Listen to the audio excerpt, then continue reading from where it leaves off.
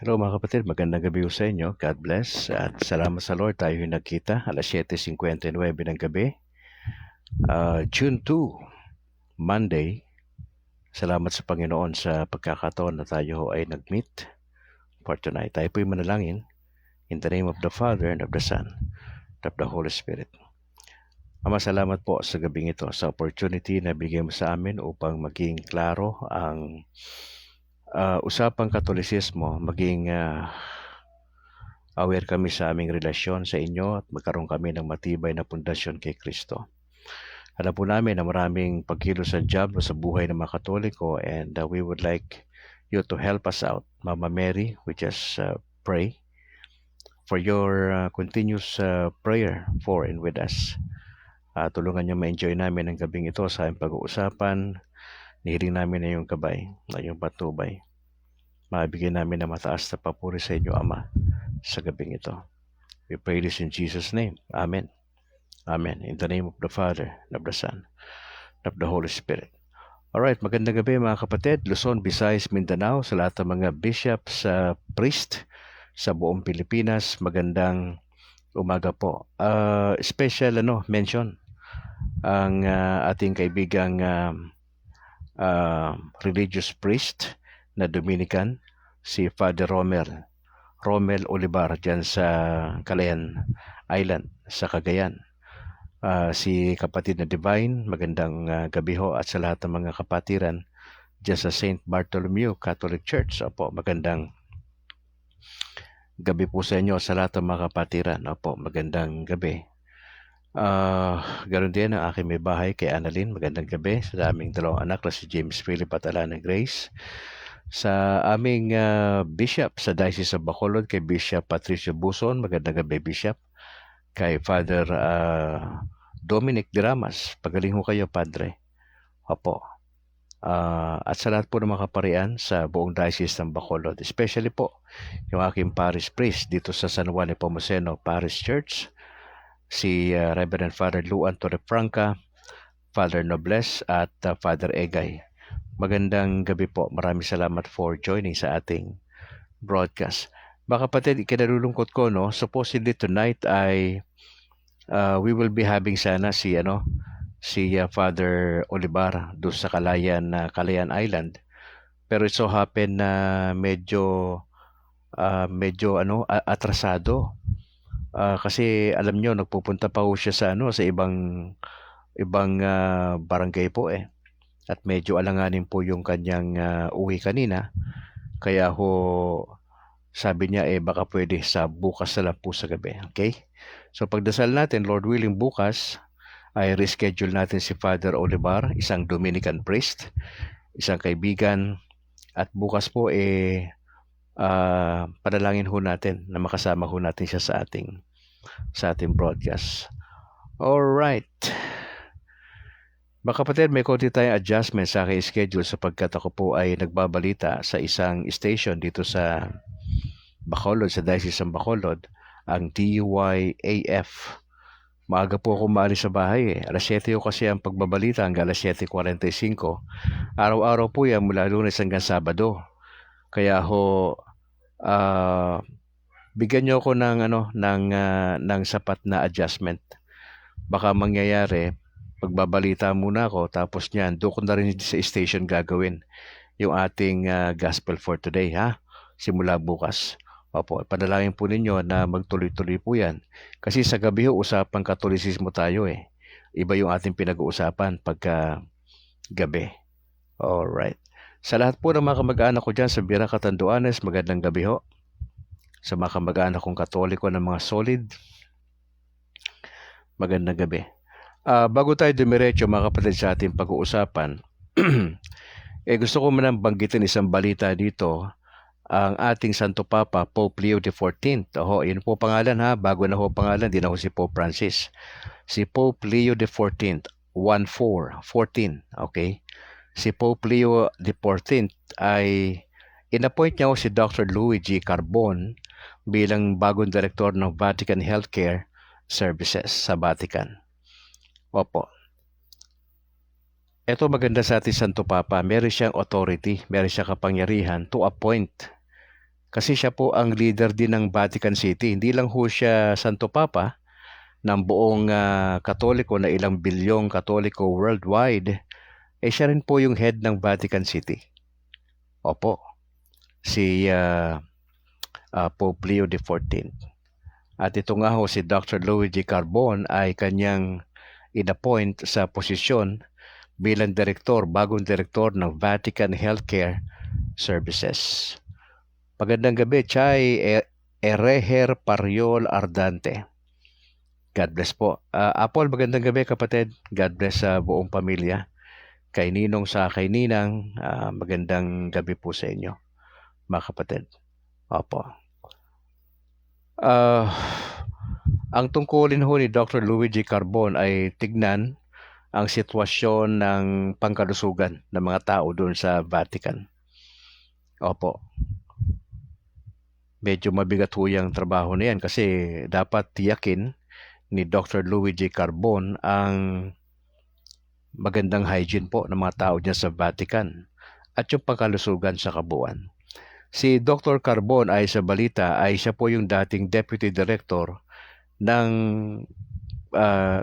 binabanggit din natin na Vatican Healthcare. Opo, siya po yung director niyan. At siya rin po yung personal physician ni Pope Francis na nagkasakit si Pope Francis. Ito po yung doktor na nag-asikaso. Opo. Kaya ho medyo mabigat yung kanyang tungkulin. Yung kanyang posisyon na ito ay magiging effective ho ito August 1 pa. So, June tayo. July, August. So, 2 buwan mahigit ay yun na. August 1 ho, siya na ho ang pinaka director po ng healthcare dyan sa Vatican. Magandang gabi, Alan Janeta. Umaga tanghali dyan sa Hungary. God bless, bro Alan. Sa buong pamilya, God bless sa iyong trabaho. Ganun din kay Bobby Taruk. Louie, maraming salamat bro. Salamat sa patuloy na pananalangin para sa ating broadcast. Pinalitan ho ni Dr. Carbon si Professor Andre Arcangeli na siya pong naglingkod bilang direktor since August 2020. Ito pong si Professor Andrea ay 70 years old na ho. Kaya kinakailangan ho siyang palitan na. So pagdasal natin si Dr. Luigi Carbon, ang siyang incoming director ng Health and Hygiene ng Vatican City State na magampanan niya yung kanyang tungkulin. Alright, diretso na ho tayo mga kapatid. Na pinag-uusapan ho natin na sa ating usapang Katolisismo na ipinahayag ng Diyos ang kanyang sarili. Opo. So, mahalaga yan na ipahayag ng Diyos yung sarili niya, yung i-reveal niya dahan-dahan yung kanyang sarili. Paano po nangyari yon? Sa pamagitan ng sangnilika o yung creation na tinatawag. Now, pangalawa po, inihayag ng Diyos ng dahan-dahan ang sarili niya sa pamagitan po ng kasulatan o ng scriptures. Sa pamagitan ng kasaysayan ng pagliligtas. Pangatlo, sa pamagitan ng simbahan. Sa simbahan po, meron tayong liturgical at ecclesial na tanda. Meron tayong sakramento. Napaka-importante po niyan. Ikaapat, inihayag ng Diyos ang kanyang sarili sa pamagitan po ng ibang relihiyon. Huwag kayong mabibigla sapagkat nakalagay yan sa catechism natin. Opo. Na binabanggit po doon, mga kapatid, sa ibang relihiyon. Ang sabi doon ngunit nagtatanong ang maraming Pilipinong Katoliko kung nakatatanggap ng pagpapahayag ng Diyos ang di-Kristiyano. Ang di-Kristiyano, ang ibig sabihin niya sa atin, sa konteksto natin, yung hindi Katoliko. Okay? Mga kapatid, ang simbahan po sa kanyang misyong pangpropeta, sa pagbabasa sa mga tanda sa panahon at pangunawa nito sa liwanag ng mabuting balita, ay nag-aaninag ng mga binhi na salita sa kasaysayan at kultura ng lahat ng taong may mabuting kalooban. tinitignan ng simbahan po yun eh. Bagamat hindi sila mga Katoliko, pero naniniwala ang simbahan na pwede magpahayag ang Diyos sa ibang relihiyon. Kaya mapapansin nyo yung ating namayapang Santo Papa Francis na sinasabi niya di ba, na tila baga may binanggit siya na ang lahat ng relihiyon ay papunta sa Ama. Hindi naman ho sinasabi niyang literal na itong Buddhism, Shintoism, anumang ism yan, yun ang path to God. Hindi ho. Kasi nung sinabi ho yun na Santo Papa Francis, ang konteksto po nun napakaraming religious na dumalo sa pagtitipon. And probably, para hindi siya maka-offend, binanggit niya ho ang bagay na yun. Pero sa ating konteksto, ang ating paniniwala, anumang relihiyon ng tao, mahalaga na siya ay dadaan doon sa sakramento ng binyag. Kasi yun ang pinaka-entrance ng kaligtasan doon sa binyag. Pag walang binyag, malabo ang kaligtasan. Opo, mga kapatid.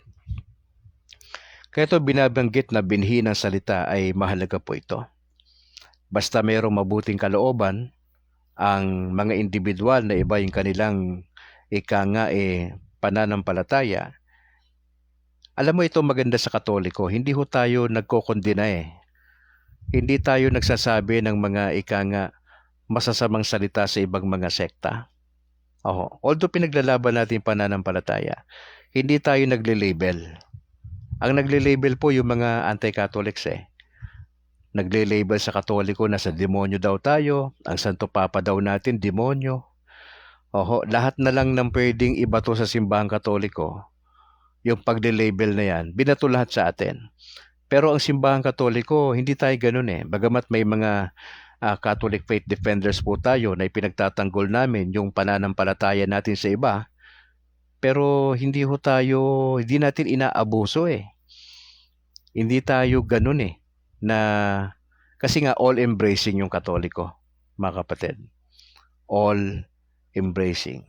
Sa mga tuwid, maaring makarating sa walang hanggang kaligtasan kahit ang di-Kristiyano na hindi nakakaalam sa mabuting balita ni Kristo o sa kanyang simbahan. Ngunit, ano ba hinahanap natin dito? Ngunit naghahanap pa rin sa Diyos ng may tapat na puso.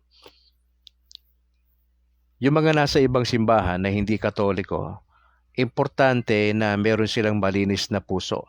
Meron silang desire na hanapin din ang Diyos. Opo. Bagamat hindi nila nalalaman ang mabuting balita ni Kristo, pero meron silang matapat na puso. Pangalawa, at sa pagkilos ng grasya. Ang kaligtasan po kasi, biyaya ho ng Diyos yan Opo, ang kaligtasan. Hindi tayo katulad ng mga Protestante at mga Evangelical, pagka tumanggap daw sa Panginoon Diyos, ligtas na, agad-agad. Sa Katoliko, hindi Proseso kaligtasan sa Katoliko May 3 po tayong stages ng kaligtasan We have been saved. Tapos na, kasaysayan yun Namatay si Kristo para sa ating kasalanan. Tapos na, ligtas na tayo. Pero hindi ho tumigil dun Pangalawa po, we are being saved. Kasalukuyan, inililigtas ka ng Diyos sa kasalanan. Diba? Pangatlo, we will be saved. Kaya nga ho, ang usapan sa Katoliko, hindi lang basta nabinyagan ka. Hindi basta nakumpirma ka ng bishop. Tapos may Eucharistia ka. Importante rin yun. Kasi Christian initiation yun mga kapatid. Pero kung hindi po tayo lalakad ng may kabanalan, hindi po tayo lalakad ng meron tayong obedience sa kalooban ng Diyos, sa dulo ho, questionable kaligtasan. Maski na ho Santo Papa natin, kung wala po siya sa state of grace, manganganib ang kanyang kaluluwa. Maski na Santo Papa pa. Kaya ho, wala sa atin pwede magsabi, even Santo Papa, Cardinal, Archbishop, Bishop, mga priest, mga deacons, etc. Walang pwede magsabi sa Pilipinas, ako ligtas na ako ngayon. Walang ganun. Kasi prosesong kaligtasan sa atin We have to prove, pruweba ng kaligtasan mo. Lumalakad ka sa Panginoong Yesus. Yung kabanalan at yung turo na simbahan, inseparable po yan. Peter Pladhero, magandang gabi bro. God bless sa buong pamilya. Maraming salamat sa pag-join sa ating broadcast. Mga kapatid, hindi lang ho pagkilos ng grasya, kundi nagsisikap sila na gawin ang kalooban ng Diyos ayon sa kanilang alam sa tulong ng mga dikta ng kanilang budhi. So ano yung mga qualifications dito para makamtan din nilang kaligtasan sa dulo? Ito mga hindi Kristiyano na binabanggit dito. Una, dapat sila naghahanap sa Diyos. Pangalawa, meron silang matapat na puso. Pangatlo, may pagkilos ang grasya.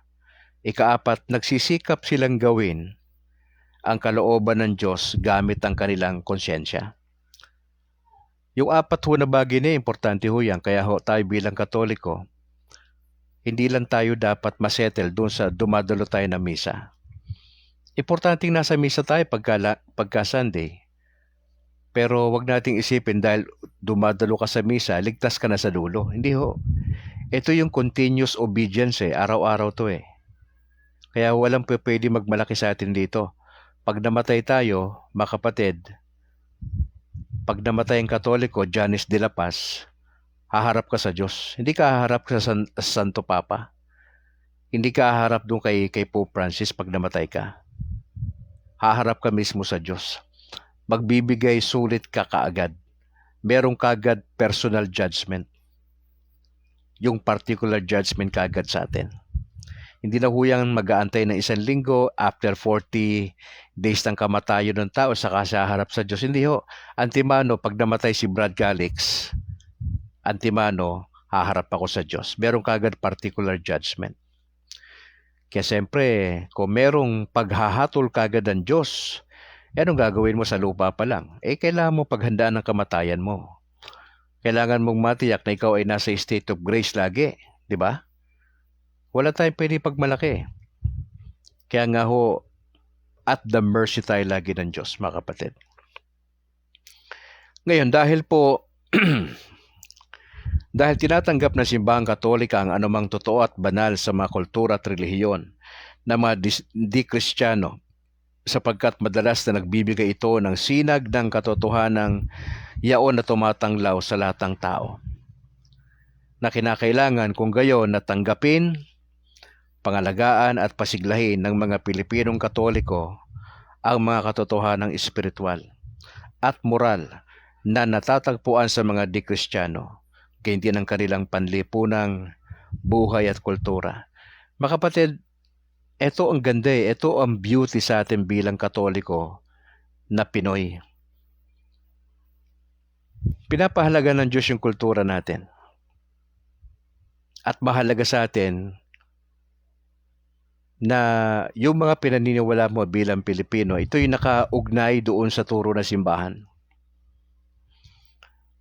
Na kinakailangan nating tanggapin, pangalagaan, at pasiglahin po natin, mga kapatid. Ano pa sisiglahin natin? Yung mga katotohanang espiritual at mga moral na pwede nating matagpuan sa mga di-Kristiyano. O sabihin na natin sa mga di-Katoliko pag sinabing di-Kristiyano. Now in fairness, ano ang pwede mo makuha sa mga Baptist?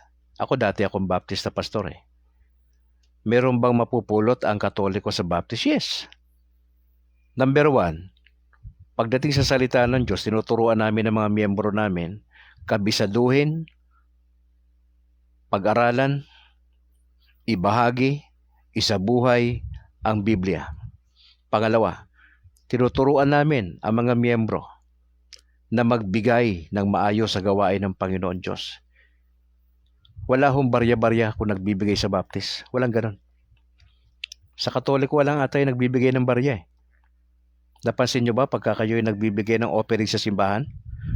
Marami akong nakikita, kumakalansing Okay lang niya kung bata.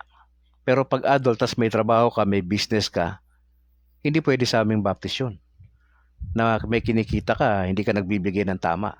So ino-orient ko yan bilang dating pastor, yung mga miyembro, bago ko bautismuhan yan, na obligasyon yung 10%. Saan napupunta yung 10%, pastor? Part yan support ng pastor. napupunta sa general appropriation yan eh. General fund. Doon namin kinukuha yung kuryente. Yung bayad ng inuupahan naming kapilya. Pagka ako'y magbibisitation, panggasolina ng pastor, pagka may lakad sa visitation, Bible study, doon ho yan eh. Kaya ho, in fairness, may matututunan tayo sa mga Protestante at Evangelical. Meron tayong pwede matutunan. Yung pagiging bukas sa pagbibigay. Pangalawa, disiplinado.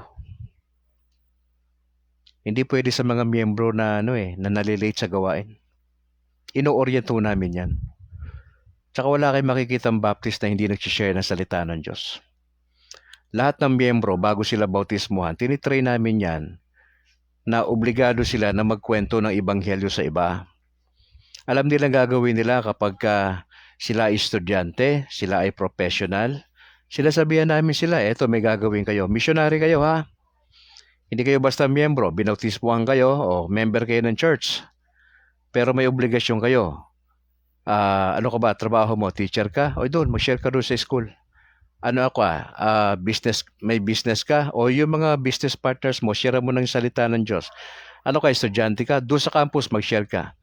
Yun ang pwedeng matutunan, mga kapatid, mga Katoliko. Sa Katoliko, majority parang pasimba-simba lang, wala naman sa sarili. Pasinin nyo. Sisimba lang, malilate pa. Tapos kukuha ng magpapartake ng Holy Communion. Hindi naman niya inumpisahan. Baga sa pelikula, hindi mo ma-enjoy yun hanggat di mo sinimulan eh. Oo. Kaya hindi po pwede yung mga ganong setup ng mga Katoliko. Totoo lang. Hindi pwede yun. Yung bang secondary lang ang Diyos. Yan ang pwede natin matutunan sa mga katulad ko na dating Baptist. Na, ngayon pala yung mga Baptist, pero pala silang kultura maganda. Napaka-giver pala ng mga miyembro. Hindi ko kami nag-uusap-usap pag kami nagkakasakit eh. Masyadong plano-plano. Pag alam namin yan, miyembro na simbahan namin yan, matik yan pag na-hospital yan. Ano na kagad, mag-uusap man kami konti lang, anong ang matutulong natin? Okay? Ganun ng pastor eh. Yung kapatid natin na ospital, matik na yon, may bibisita sa ospital, may finances na tulong kaagad yon. Wala na masyadong meeting-meeting. Kasi kapatid yun eh. Priority namin yun eh. Opo. So I hope you understand mga kapatid ha, kung saan ako nanggagaling to sinasabi ko. Dati akong pastor for 30 plus years. Hindi ho ko diakono, ako po yung pastor. O kaya ho yung sinasabi ko, medyo may bigat. Ganun ho talaga ako magsalita. Take it or leave it tayo dyan mga kapatid. Ang maganda lang nito, nilagay tayo ng Lord sa simbahan niya. Natauhan tayo eh. Sa biyaya lang ho ng Diyos yan. Kaya ho, salamat lang talaga sa Lord. Kasi kung wala si Lord, wala ang biyaya niya. Baka ako po ay patuloy pa rin po ako doon sa pagsira sa simbahan ni Lord, kay Mama Mary, sa mga pagsasabi ng di maganda sa mga kaparian natin, sa mga bishop, at lalong-lalo na yung trato ko doon sa Santo Papa na dati-dati sabi talaga namin niya sa demonyo yan. Pero ngayon pinagsisihan ko na po yun. At iba na po yung ating pagtingin sa Santo Papa. Tatay ko ho yun. Yan, personal ko, tatay ko. Yan. Kaya bilang tatay o lolo na, sabihin mo na, si Lolo. Yan. Si Lolo Pope Leo XIV. Yan. Yung respeto ba? Importante yun eh. Kaya ho, salamat lang po talaga sa Panginoon. Kinahabagan ako ng Lord at naging kasama nyo na po sa simbahan po ng ating Panginoong Yesus. Mga kapatid, as I close, may clear lang ho ito. Kasi ho, sabi ko nga sa inyo, dapat meron tayong speaker tonight. Hindi umubra. Dahil po yung oras medyo kakarating niya lang ho, alanganin Kasi ho, makwento ko lang. Nung pinuntahan namin po na yung pinuntahan po naming Calayan Island na yan, grabe pa yung biyahe po dyan, grabe. Mga last minute na lang ako nasabihan kasi po yung lugar po doon, may simbahang Katoliko doon sa Calayan Island na yan. Part ng Cagayan yan, mga brad, mga sis. First time ko sa Cagayan na part merong isang Baptist group na halos kunin lahat yung Katoliko. Alam mo yun? Kaya nagdesisyon yung ating butihing pare na si Father Romel Olivar, isa po siyang Dominican priest religious, na-invite ko para mag-talk doon sa simbahan. Kaya yun ho yung naging papel ko ron. Pero yung mga lugar na pinupuntahan po namin, grabe ho talaga. Alam niyo po ba na nilalakad ho ni Padre yon? Magsimula doon sa St. Bartholomew Catholic Church doon sa Calayan Island. Alam ba nag-travel po ko doon? Walang problema sa eroplano 45 minutes lang from Bacolod to Manila. Tapos another 45 minutes from Manila to Tuguegarao. Pagdating mo ng Tuguegarao, babiyahe po ako ng 3 oras papuntang Apari. Nakaban po yon. Pag nandun na ako sa Apari, tatawid ako ng Calayan Island, 5 oras ho na biyahe po sa dagat yon. Mas mahaba pa yung biyahe sa dagat kumpara sa biyahe ko sa eroplano Pero hindi ho natapos doon ang kwento ni Brad Calix. Nung kami ho ay nagpunta na doon sa sa barangay, isang barangay ho yun. Alam mo, ang tao naglalakad lang doon kasi hindi pa yung kalsada. Tapos po, kami, hinatid kami ng motorsiklo single. Ay grabe, matarik ko talaga pag parang bangin Palusong ho Magkamali, walang mawala ng preno ang motor ho doon, patay ho. Yung driver saka yung naka-backride sa kanya. Naranasan ko po yon. Saka grabe yung kalsada, hindi ho talaga maganda. 1 oras ho naming minotor mula doon sa poblasyon, papunta ron sa isang barangay kung Dibay kung tawagin, barangay Dibay. At terrible ho yung kalsada.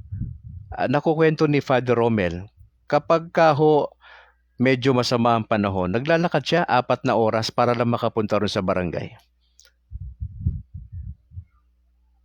Grabe ho yung sakripisyo nung nung ating butihing yung ating speaker dapat tonight na he will be talking about yung gawain dun sa Calayan Island. Kasi patapos na po yung kanyang paglilingkod dun ita-transfer naman po siya sa Camiguin Kaya minabuti ko na anyayahan siya sana tonight para magkwento tungkol doon sa gawain. Ako, kinukwento ko lang yung konti kong na-experience. Pero, mga kapatid, 7 taon siya doon Patagal na po yung gawain pero 7 taon na po siya doon bilang Dominican priest. Nakita ko paano siya magtrabaho Sa 10 araw ko na pananatili po doon Nakita ko yung galawan ni Padre. Sabi ko nga sa kanya, Padre, kung meron akong pera, magbibigay na lang ako sa inyo ng pera. Hindi na ako babalik doon kasi yung likod ko, may problema ako sa likod di ba mga kapatid? Sinabi ko sa inyo, hindi ako pwede sa mga natatagtag yung likod ko Dapat yung biyahe ni Brad Calix, diretso lang, patag lang. Pwede ako pang eroplano, pwede ako sa wag lang doon sa mga lubak-lubak, alam mo yun? Hindi tayo pwede sa ganun kaya sabi ko nga kay Padre, sabi ko, pagka meron akong blessing financially, kung saan kayo nandun, supportahan ko na lang kayo, hindi ako pupunta ron. Kasi medyo mahirap po Opo. Slim yung katawan ni Padre. Ako, times 3 yung katawan ko kay Padre. Siya, mabilis paglakad Si Brad Calix, medyo nahirapan tayo. Sabi ko, Padre, grabe yung ministry mo dito, no? Akala ko yung mga katulad nyo. Alam nyo ba yung mga Dominican, matatalinong tao yan. Hindi basta-basta pari yan. Dominican yan Sila yung mga pasimuno sa pagtatayo ng mga paaralan. Yung mga profesor, sila yan. Magagaling yan. Pero antayin nyo lang, bukas ng gabi, Lord willing, matutuloy ang aming interview bibitinin ko na muna kayo kasi ayoko ikwento lahat Kasi gusto ko si Padre magsabi ng ilang mga detalye. Mga kapatid, na say close, no? 8:29 na. Mga kapatid, itong binabanggit ko sa inyo ay mahalaga po ito. Opo. Na itong pagpapahayag ng Diyos ay nangyari na to. At kasalukuyang nangyayari. So, merong 4 na paraan na nagpahayag ang Diyos sa tao. Tandaan nyo, una sa pamagitan ng sanlilikha o tinatawag na creation. Opo. Inihayag ng Diyos ang kanyang sarili sa pamagitan ng nilikha. Pangalawa, in Scripture, through salvation history. Pangatlo, in the church, simbahan Katoliko. So, importante yan mga kapatid, maging proud kayo bilang Katoliko. Tayo pala. Maging proud tayong sabay-sabay bilang Katoliko. Hanggat maaari wala nang aalis sa atin. Ha? Kaya sabi ko sa inyo, imbis na habulin pa natin yung mga umalis sa atin, huwag na nating habulin. Baka masaya na sila dun eh. Ang pokosan natin yung naiwan. Ang pokosan natin yung mga matagal nating kaibigan na hindi na nagsisimba. Sila yung ipagdasal natin, puntahan, bisitahin. Encourage sila na bumalik sa simbahan. Okay? Kaysa mag-focus pa tayo doon sa mga lumabas na sa simbahan. Pero Lord willing, dumating yung punto na sila'y magsawa doon, magsawa sa Protestant at Evangelical, bumalik din sa atin later on. Alam mo, mga pari naman kasi natin, hindi naman sila nagagalit pag lumalabas yung miyembro eh. Hindi katulad sa aming mga pastor, masyado kaming personal sa ganyang bagay. Pag umaalis ang miyembro, nasasaktan din ho kami. Kasi tinatanong namin sarili namin, ba't umalis ang miyembro? Alam mo, pagkukulang namin bilang pastor. Pero ang pare, nasasaktan ba sila? Pangalawa, alam ba nila na may nalagas na miyembro? Dahil sobrang dami nagsisimba eh. Probably hindi na nila alam. Kasi maraming trabaho ang pare eh. Yung kanyang schedule sa buong isang linggo, talagang ano ho yan eh. Nakaplastar lahat yan eh. Kaya siguro hindi niya namamalayan sa pagtakbo ng panahon, 6 na taon siya sa isang lugar, yan namalayan, kalahati pala ng parishioner niya, wala na. Ang 1/4 pala no, napunta na sa ibang sekta at yung 1/4 naman no, napunta sa mga protestante. Hindi niya namalayan. Pero kami mga pastor kasi, bagamat kakaunti lang mga miyembro, 50-100 lang, kakaunti lang yan. Alam namin, paano namin pinagbabatayan na nawala ang miyembro. Hindi nakapagsimba. Pag Sunday. Kapag kayo mga upuan na hindi huya na upuan, bakanting upuan, tinatanong na namin yung sekretary, sinong wala dyan? Ganun po kami. Sinong wala? Kasi nagsa-Sunday school muna kami. Sunday school muna mga pastor, alas 9 hanggang alas 9:45. Sa Sunday school pa lang malaman mo kung sino yung umati sa Sunday school. Pag natapos yan, alas 10 ang worship namin hanggang 11:30. Doon sa 11:30 malaman mo kung sino umatin hindi eh. Kaya ako, ang ginagawa ko nung ako'y nagpapastor, alam ko mga miyembro to. Pag alam kong hindi sa hapon ng Sunday, bumibisita po ako. Inaalam ko ba't di nakapagsimba. Mga kapatid, mahalaga po to, no? Yung ating pinag-uusapan. Kaya sa ating sa simbahang Katoliko, parang iba naman yung nangyayari sa totoo lang. Dahil sa sobrang dami nga natin, pagkatapos ng kada misa, wala naman na tayong ginagawa, nag-uwian na eh. Hindi katulad sa amin dati, kapag katapos na yung gawain, meron munang chika-chika ng konti yan, merienda muna, talaga meron yan. May merienda po talaga yan, matik yan pagka Sunday. May merienda, nagkakape-kape. Ano ang purpose ng kakape-kape kami pagkatapos ng worship? Para maipagdasal namin yung kapatid. Doon siya nagkukwento na, na-hospital yung anak ko, etc. Medyo may challenge kami sa finances, may challenge kami sa relationship. Kami bilang miyembro, kami mga pastor, to the rescue kagad kami. Kasi konti lang, 50-100 lang naman eh. Unlike sa Katoliko, 200, 300, depende yan kung 'di ba sa linggo lang. Dito lang sa amin sa Sumag meron kaming 5 na misa eh. O sa kada isang misa, pagpalagay mo na, nasa mga 300 ang dumadalo. Times mo na lang ng 5 yan. Ganun karaming tao. Unless lang, yung dumalo ng unang misa, siya rin dumadalo doon sa pangalawa. Pero malabo yun. Na dumodoble. Katoliko pa, doble. Ang mga dumodoble lang naman nagsisimba, yung mga matatanda eh. Di ba? Halos araw-araw nagmimisa. Pero yung mga millennials, hindi ko dumodoble yan. Kaya namimili ng spot yan kung anong oras sila pupunta eh. Di ba? Ayun. Ikaapat, hindi lang in the church, kundi in other religions. Sila sabi mismo yan ng Catechism of the Catholic Church na pwede magpahayag ang Diyos maski na sa ibang relihiyon. Opo. Of course, kino-qualify natin yan Hindi naman natin sinasabi na sa lahat ng relihiyon. Hindi ho kasama dyan yung mga kulto. Ang sa tingin ko, ang yan po ay may limitasyon lang doon sa mga grupo na mga Trinitarian. Pero yung mga sekta na sumulpot lang ng 1914, yung masyado may ingay na mga SDA, hindi ho yan sa kanila pwede mag-reveal ang Diyos. Kasi kontra sila eh. Paano magre-reveal ang Diyos sa kanila? Mga kontra sila. Hindi ho. Magre-reveal ang Diyos doon sa mga protestante at mga evangelical. Okay? Actually, hindi naman natin sila kaaway. Sa totoo lang. Ang kaaway natin yung mga binanggit ko sekta kanina. Pero once na yan ay Trinitarian, hindi natin kaaway yan. Yan ang tingin ng Katoliko. Pero sila, ang tingin nila sa atin, kaaway. Di ba? So, anong gagawin natin? Kung yan ang tingin nila sa atin, di wala lang.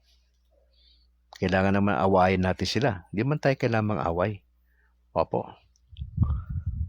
Alright, bukas ng gabi, Lord willing, makausap natin si Dominican priest, religious priest po, na si Reverend Father Romel Olivar.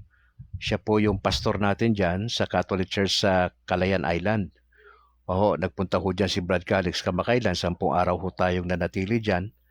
Tayo po ay naimbitahan magsalita yung ating conversion at anong gagawin doon sa mga Baptisto na halos yung buong barangay po sakupin nung nabanggit na denominasyon. Magpakatatag tayo bilang Katoliko ha, huwag tayo mang-away doon sa mga Protestante at mga evangelical na mga tropa natin, mga kamag-anak nyo na dating Katoliko lumipat doon, hayaan nyo na sila. Hayaan nyo sila doon. Pagdasal lang natin sa tamang panahon, mahimasmasan sila, aalis sila doon, babalik sa atin ulit. Kasi sa totoo lang, di ba, ang paniwala ng simbahang Katoliko, pagka ang isang Katoliko lumabas ng simbahan natin, kasalanan po yun yung paglabas. Hindi ka kagad pwede bumalik. Hindi ka kagad pwede bumalik. May gagawin ka pa para makabalik ka. At may proseso yun. Pagdasal natin, wag na tayo masyadong mag-concentrate pa paano sila akain uli bumalik. Dahil may hirapan tayo sa isang banda. Kasi naturuan na sila doon ng ibang mga pastor na ganito sistema, etc. etc. Ang atin lang, tutukan natin mga kapatid, yung mga natitira, yung naiwan. At yung mga matatagal ng Katoliko na hindi na ho nagsisimba. Yun ho yung ating bigyan ng pansin. Palagay ko mas rewarding pa yan Opo. At again, bukas natin yung isip natin, etong Protestante at Evangelical, hindi ito kaaway. Basta Trinitarian, hindi yan kaaway natin. Ang tingin nila sa ating kaaway tayo, pabayaan nyo sila dyan. Wala tayong magagawa dyan. Basta tayo, manindigan tayo. Tayo ang simbahan ng Panginoon. Huwag tayo masyado mayabang ha. Kalma-kalma lang tayo. Let's stay humble. Alam natin yung doktrina natin. Pagka sila nanghihimasok na sa atin, sawayin natin ng konti. Huwag makipag-away, huwag makipagdebate, sawayin lang natin ng maayos. May tamang sistema ng pagsaway. Provided alam mo turo na simbahan. Kaya lang, kung di mo alam ang turo na simbahan, paano mo sila sasawayin? Paano ka maninindigan kung hindi mo alam ang turo na simbahan?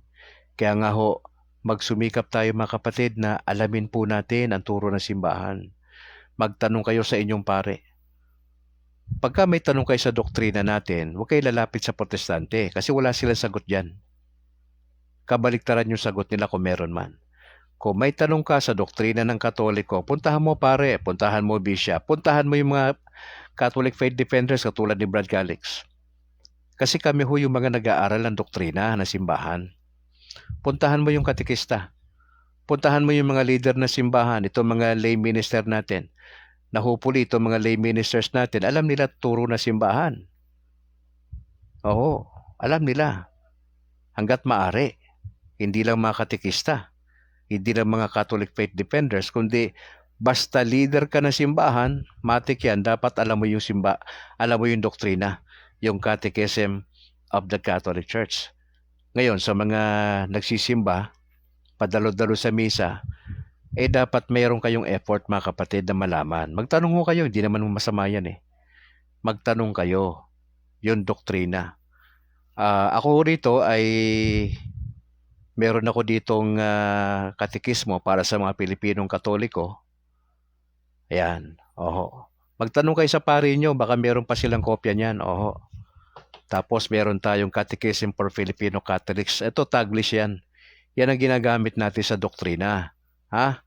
At yung pinakita ko sa inyo nung kamakailan makakapal, dapat kung kayo po ay leader na simbahan, ano man ang apostolate nyo, dapat alam nyo turo na simbahan. Hindi pwedeng di nyo alam. Magkakaproblema tayo dyan pag di nyo alam yan. Dapat medyo mahigpit ang mga pari natin dyan. Huwag lang basta-basta nag-a-appoint ang mga pari natin na kung sino-sino sa simbahan na wala namang alam sa doktrina. Importante may alam sa doktrina. Now, kung ang pari mismo may problema doon, hindi niya alam, sobra naman yun. Hindi ako naniniwala, pari, hindi alam doktrina ng Catechism of the Catholic Church. Hindi ako maniwala. Sila dapat yung pasimuno dyan na marami silang alam dyan. Sa amin kasi, ang pastor kasing responsable sa pagtuturo sa mga leaders Hindi ko sino-sino. Therefore, sa parokya, ang responsible dyan na magturo sa mga katekista, sa mga lay minister, yung pari mismo dapat.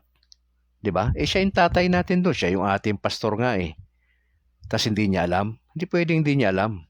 Di alamin niya. Hindi naman po pwedeng hindi alam ni Father. Hindi ho ba? Kung hindi alam ni Father yan, questionable na sa akin kagad yun. Dapat alam ni Father. Opo, hindi po pwedeng, marami kasi nakakapwesto ngayon sa simbahan na naglilidar-lidiran, di alam yung doktrina ng simbahan, nakakaya Pag tinatanong mo, anong ibig sabihin, hindi makasagot nung pantatapat mo sa kulto, pagka ganun, di ba? Di, aral-aralan tayo pag may time tayo, ha? Bawal ang tatamad-tamad sa Katoliko, kinakailangan mag-aral po tayo. Lalo na tayo mga nagtuturo. Dapat, hindi naman yung kabisadong-kabisado, kundi pamilyar ka lang. Wala namang ganong kabisadong-kabisado Yung pamilyar ka sa aral. Magtanong-tanong. Hindi ho masama magtanong. Alas 8:48 na, 42 ng gabi. Andiyan lang muna tayo. Salamat Acero, Obilio, Dorado, Gary Joy, bro. Salamat. Tuloy nyo lang ho ang inyong sa Facebook.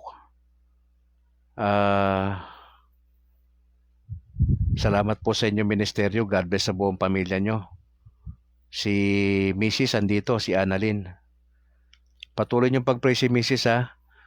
Mga kapatid, update lang para kay Mrs. Si Mrs. ay meron siyang chemo. Etong June 16, 17, 18.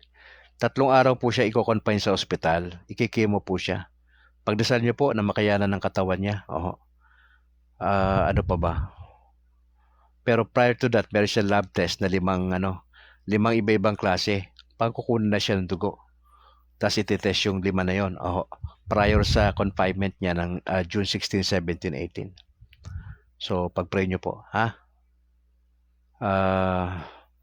Pag-pray din natin yung bago nating ministry sa DYAF. Ako po yung nagbabalita ron. Dati tayong sa FEBC nagbabalita At nilagay din tayo ng Lord sa pagbabalita dito sa Katoliko. So, yun po yung aking bago assignment. Monday to Saturday, nagbabalita si Brad Calix.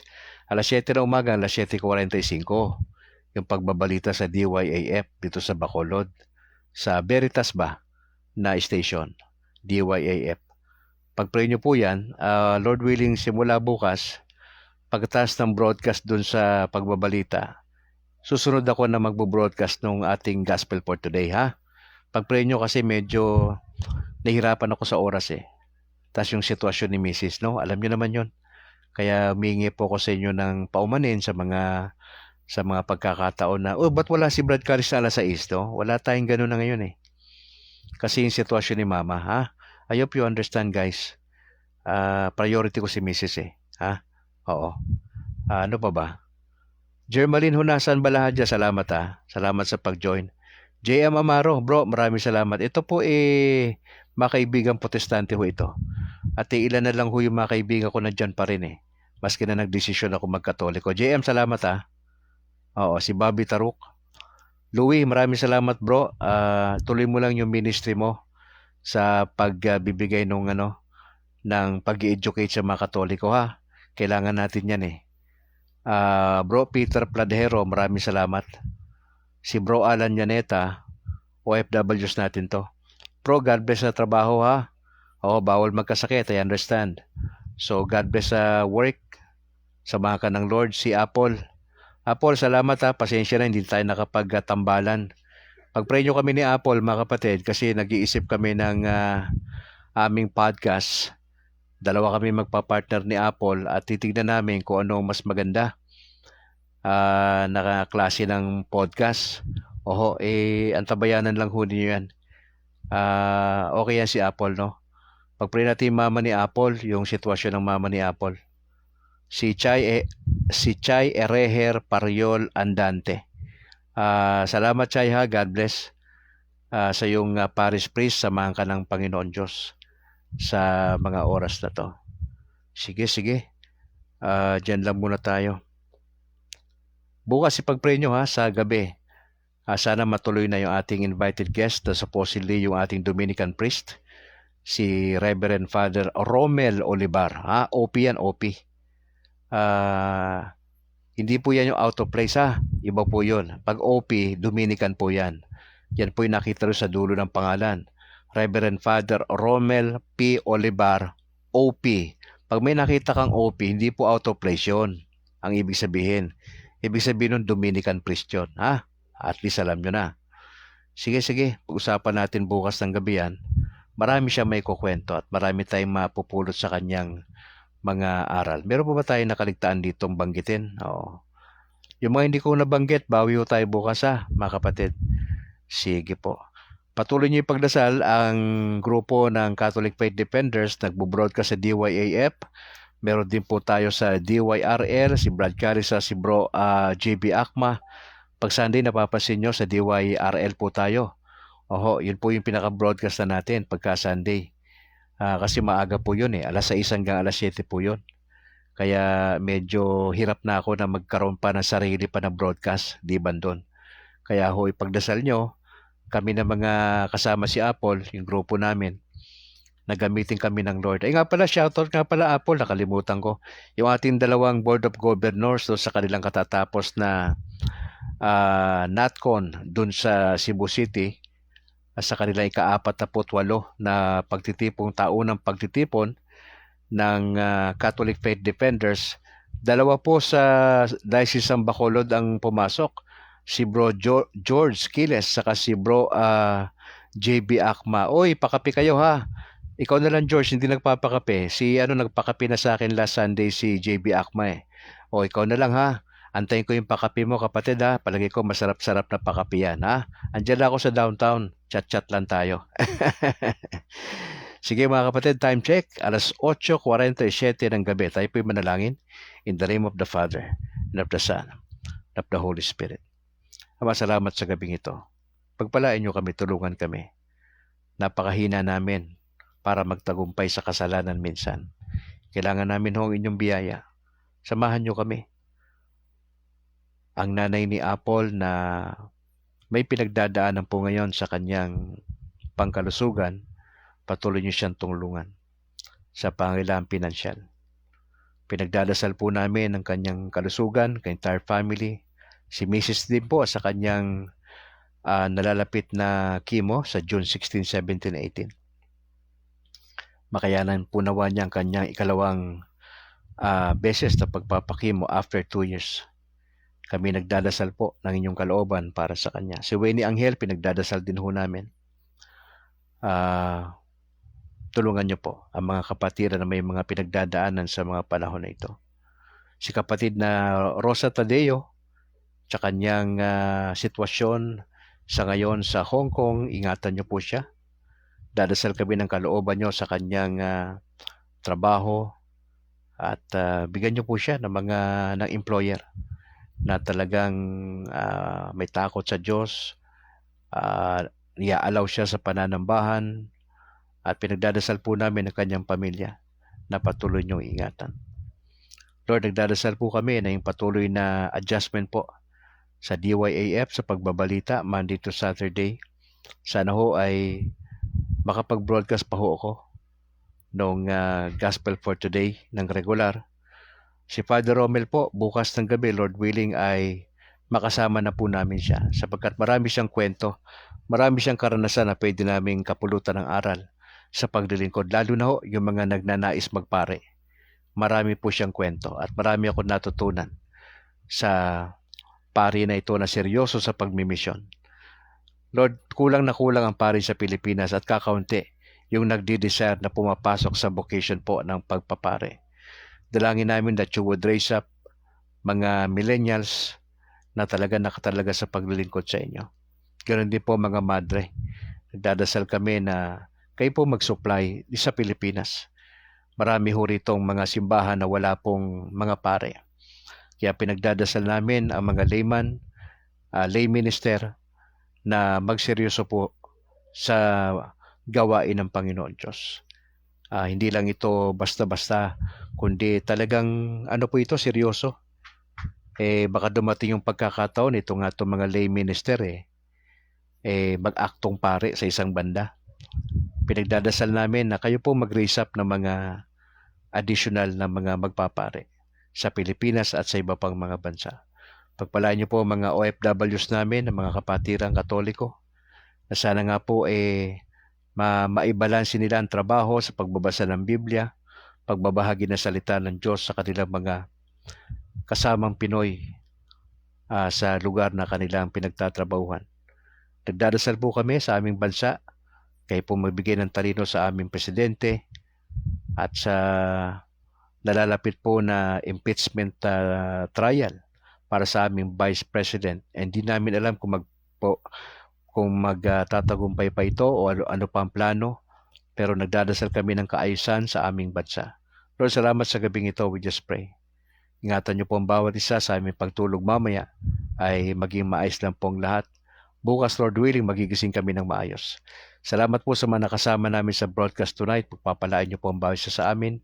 Ma-enjoy namin ang gabi na ito. At lagi kami magpasalamat sa Diyos sapagkat ang buhay namin ay biyaya lang ho na galing sa Panginoong Yesus. Maraming salamat, Mama Mary, for praying for and with us. Salamat po sa inyong pag-intercede para sa amin. Pagpalaan niyo po ang aming Santo Papa, Pope Leo XIV.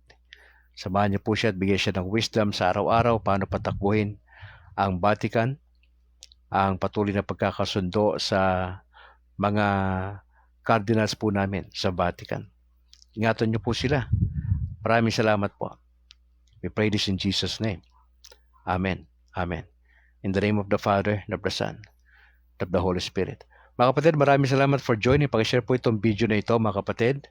At sa mga nagnanais pong kausapin si Brad Calix, pwede po, wag lang alas 10 ng gabi ha. Opo, 0950-266-9596 para po sa ilang mga katanungan, probably counseling para po sa inyong mga anak. Ako po willing makinig sa inyong kwento, ha? Opo, bagamat limitado lang po yung oras na pwede ko maibigay sa inyo, pero at least meron tayong panahon para po kayo makausap at maipanalangin. Sa ngalan po na aking may bahay na si Annalyn Ledesma Calixtro, Brad Calix mula rito sa Negros Occidental. To God be the glory. Ingat po kayo mga kapatid. Ay, happy birthday ha. Doon sa mga nagdiriwan ng birthday tonight, happy birthday. Doon sa mga couples na nagdiriwan ng inyong wedding anniversary, a blessed wedding anniversary po sa inyo. To God be the glory. Ingat po kayo and bye for now.